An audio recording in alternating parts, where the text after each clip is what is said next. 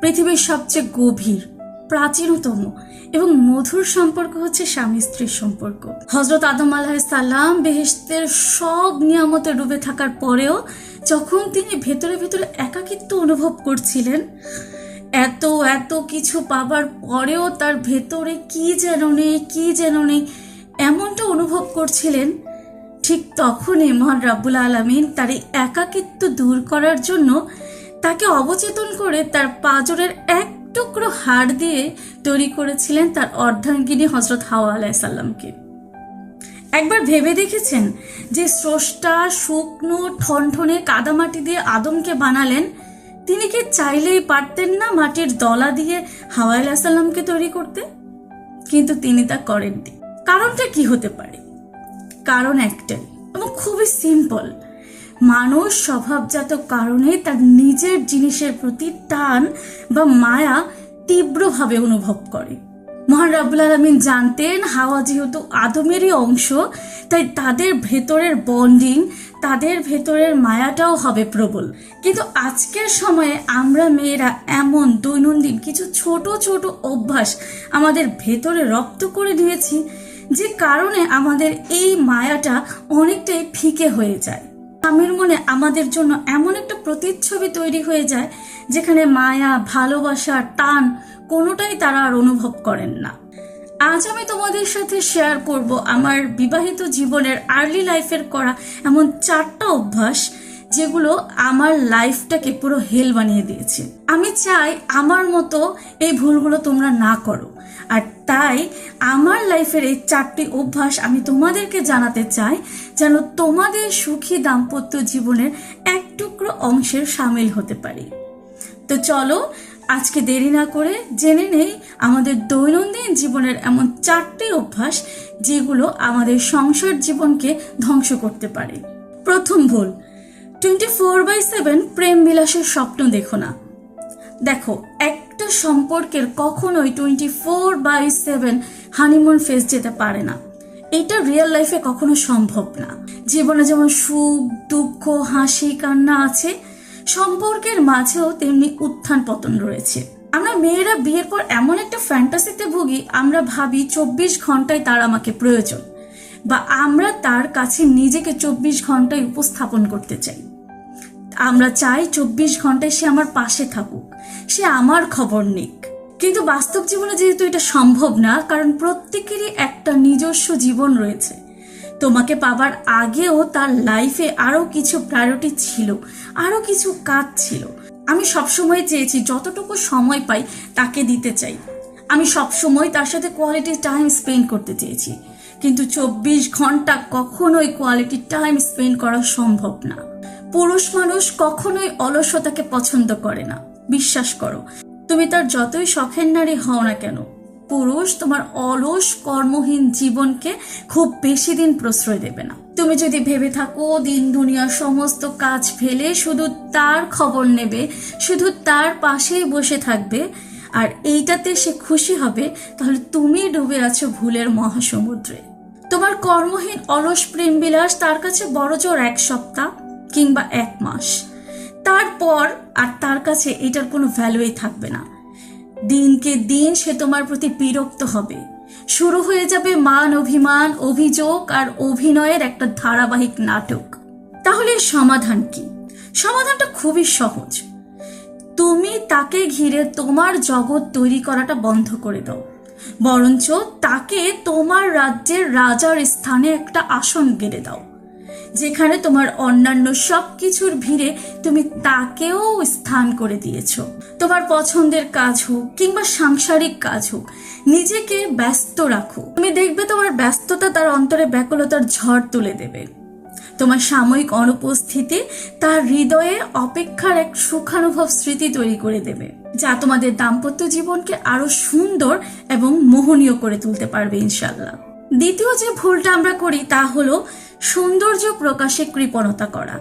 এখন আমরা এমন একটা সময়ে বাস করছি যেখানে রংচড়া মেকআপ, ফিল্টার, এইসবের মহাসমুদ্রে আমরা ডুবে আছি। এর মাঝে প্রত্যেকের মোবাইলে থাকা টিকটক, রিলস, ইনস্টা আমাদেরকে সৌন্দর্যের এক মহামিলনের স্বাদ দেয়।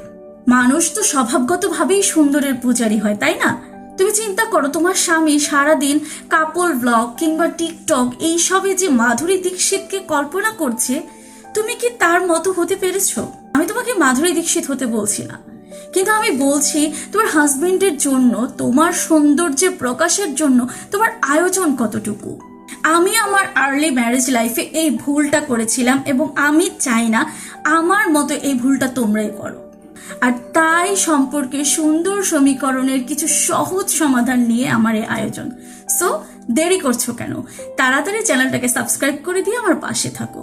সো যা বলছিলাম, আমরা মেয়েদের একটা কমন টেন্ডেন্সি থাকে, আমরা অন্যের কাছে নিজেকে সুন্দর প্রকাশ করতে চাই, কিন্তু স্বামীর বেলায় সেই জিনিসটা একটা ফিকে রং ধারণ করে।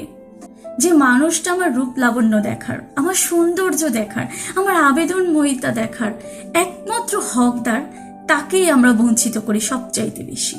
পার্টি, অনুষ্ঠান, গেট টুগেদার, হ্যাং আউট সবকিছুতে আমরা নিজেদেরকে উজাড় করে দিই, নিজেদের সৌন্দর্যকে বিলিয়ে দিই, কিন্তু যেই মানুষটার জন্য আমাদের এই সৌন্দর্যটাকে গচ্ছিত রাখা উচিত ছিল, সেই মানুষটার জন্য আমরা দিন শেষে কি রাখি। কিন্তু তুমি বিশ্বাস করো, এই একটা কাজ তুমি যদি করতে পারতে, এই একটা কাজে হতে পারতো তোমার সম্পর্কের সুখের চাবিকাঠি।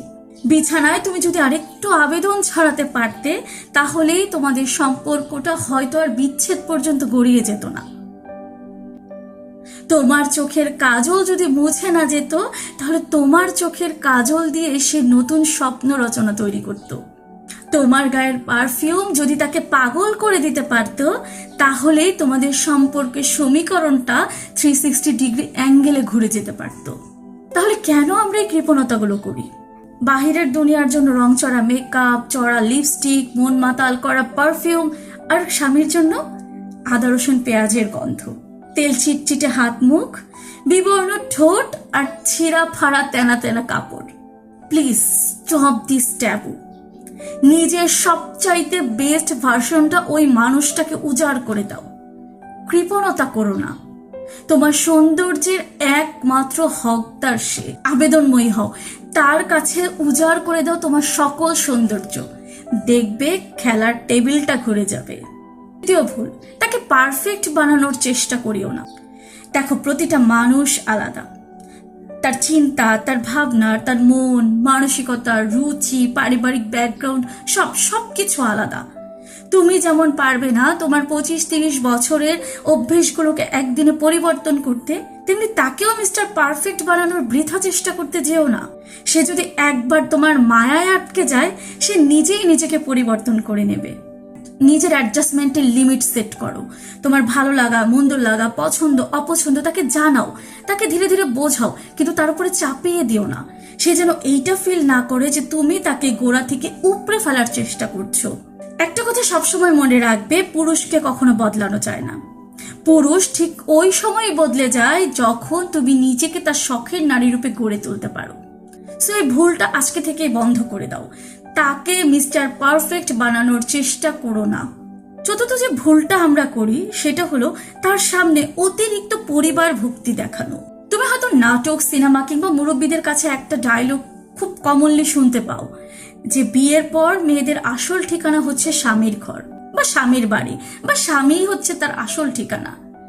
কথাটা এই যুগে এসে খুব সস্তা টিপিক্যাল মনে হলেও এর ফান্ডামেন্টালটা কিন্তু এক। বিয়ের পর তুমি যদি তোমার জগৎ, তোমার ফ্যামিলি নিয়ে তার সামনে অতিরিক্ত ভক্তি দেখাও, সে ভেতরে ভেতরে ইনসিকিউর ফিল করবে। সে ভাববে তুমি তাকে এবং তার ফ্যামিলিকে মন থেকে মেনে নিতে পারছো না। তুমি যদি ওই মানুষটার পায়ে ধরেও কান্নাকাটি করে বলো না যে আমি আমার ফ্যামিলিকে যতটা ভালোবাসি, তোমার ফ্যামিলিকে ঠিক ততটাই আমি সম্মান করি, এইটা কোনোদিনও সে বিশ্বাস করবে না। সে প্রত্যেকটা কাজে, প্রত্যেকটা সময়ে তোমার এবং তার ফ্যামিলিতে দেয়া তোমার এফোর্টের মাঝে কম্পেয়ার করতে থাকবে। সে মনে মনে যেহেতু ইনসিকিউর, তাই সেটা মেনেই নিতে পারবে না যে তুমি দুইটা জিনিস ব্যালেন্স করতে পারো। আর এইটা পুরুষের স্বভাব, এটা তুমি চাইলেই চেঞ্জ করে ফেলতে পারবে না।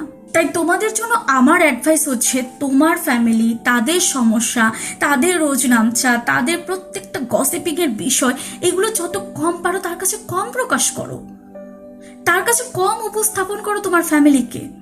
তুমি যত তাদের অবস্থার কথা গোপন রাখবে, তোমার এবং তার ভেতরের সম্পর্কটা তত মজবুত থাকবে। তুমি হয়তো তার কাছে আবেগের বশে সমস্ত ঘটনা, সমস্ত সমস্যা, সবকিছু নিয়ে তোমার আবেগকে প্রকাশ করে যাচ্ছ।